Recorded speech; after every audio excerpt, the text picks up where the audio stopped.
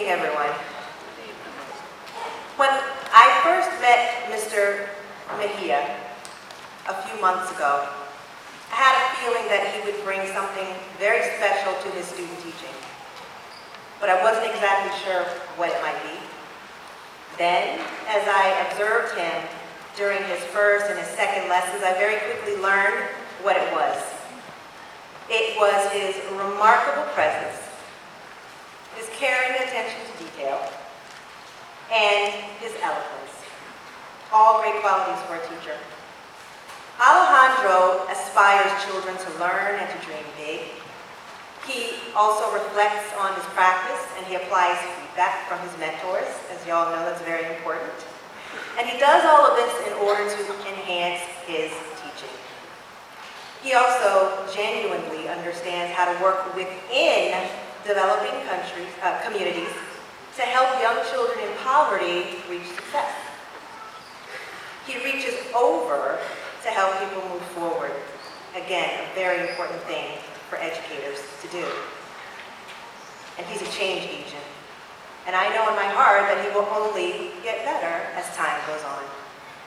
So, ladies and gentlemen, please give a warm welcome to this year's student speaker, Mr. Alejandro Mejia.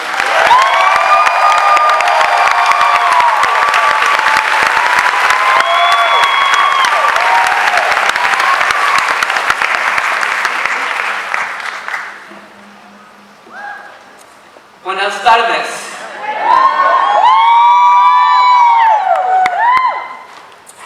Boa tarde. Tchau. Good afternoon. Faculty, family, friends, distinguished guests, and most of all, to this year's graduating class of 2019.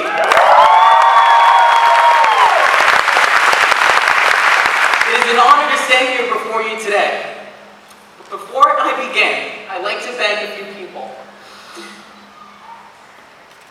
Gracias, Mami, Papi. I am here because of you.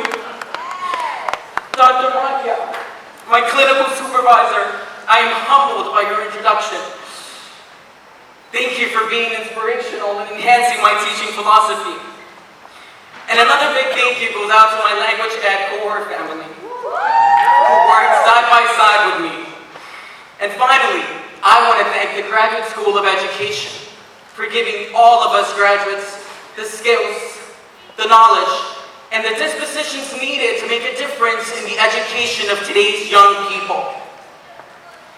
Class of 2019, my fellow graduates, this day means a lot to us. And this is quite evident by all of the smiles and tears of joy that I've seen so far today. I hope I make this through. Let me ask you a question. Besides the fact that we're decked out in our fancy caps and gowns, what three things do we all have in common? Collectively, aside from student loans, I bet we can all come up with a similar trio of traits. First, we share a passion for imparting knowledge. Second, each of us possesses a pioneering spirit, one that drives our strong desires to be an agent of change. And third, we all know what it means to persevere. But I'd like to add a fourth. We all had at least one champion. One that stood beside us to help us see what we couldn't see in ourselves and to help us stand up when we felt like we couldn't take another step forward. Take a moment to think of the person whose belief in you helped you get to this point today.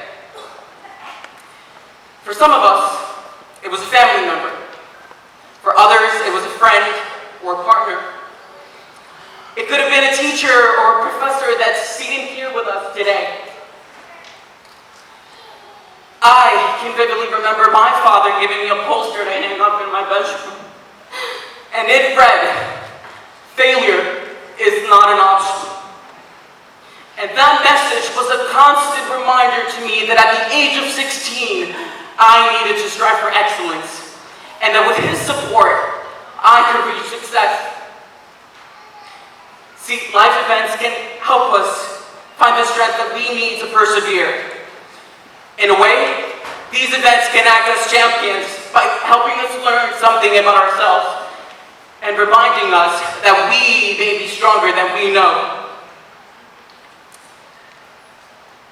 For instance, I can remember coming to the United States from the Dominican Republic at the age of 9 with very little command of the English language. Even my Spanish language skills were underdeveloped because the schools I had access to did not have the money to purchase textbooks. My family didn't have the money to even buy books so that I can study and help me learn at home. I didn't have formal schooling, but when I did attend school, I managed to gain something from that experience. I had a hunch that education was an important thing and something that could change my life in a profound and meaningful way.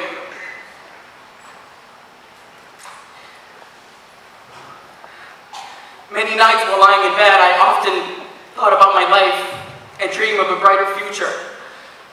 One filled with learning and opportunity. Then one day I was offered the chance to come to the U.S. and live with my family. And I took that chance without hesitation, even though I was afraid. I was fearful of coming to a foreign country, fearful of leaving behind everything and everyone I knew, and especially fearful of failing in a new land. If you'd asked me that day where I thought I'd be today, I can assure you that it wouldn't be here delivering a speech at my own college graduation. And so that comes to show that you'll never know how far you'll go if you're too afraid to get on that road.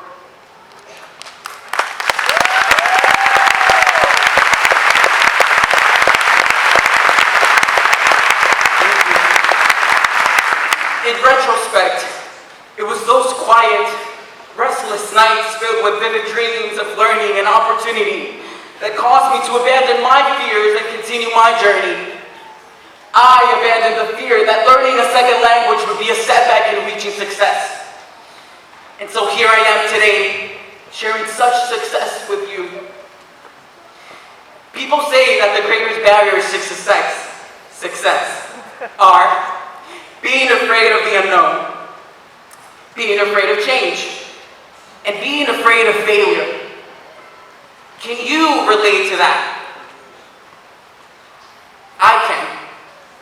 And it makes me think of the fear that raced through me when I was offered a chance to come to the U.S. I often wonder how my life might have been different had I let those fears consume me. How about you, class of 2019? Where would you be today had you let your fears consume you and prevent you from realizing an important goal like pursuing your master's or your doctorates in education? See, when you have a champion and you overcome your fears, anything is possible. So now that we have our fancy degrees and we're feeling like we're on top of the world, what are we going to do to champion the success of others? For me, I think that's easy. I plan to use what I've learned at the GSE to teach and learn from children of all backgrounds. I will advocate for children from marginalized groups so that they too receive a chance to an equitable, quality education, so that they too may advocate for themselves and others. What do you plan to do? In closing, as we go forth in our postgraduate school life, we should keep two things in mind. First, we are knowledgeable, passionate, and determined members of an education community. Pioneers ready for the challenge of advancing equity and excellence in education. And second, our champions are are waiting for us to pay it forward. See, when we overcome fear and when we overcome failure, we can achieve our dreams. And Dr. Seuss said it best in his book entitled, "Oh, the Places You'll Go." He wrote, "You have brains in your head. You have feet in your shoes. You can steer yourself in any direction you choose." Class of 2019, thank you for listening, and good luck and best wishes to you all.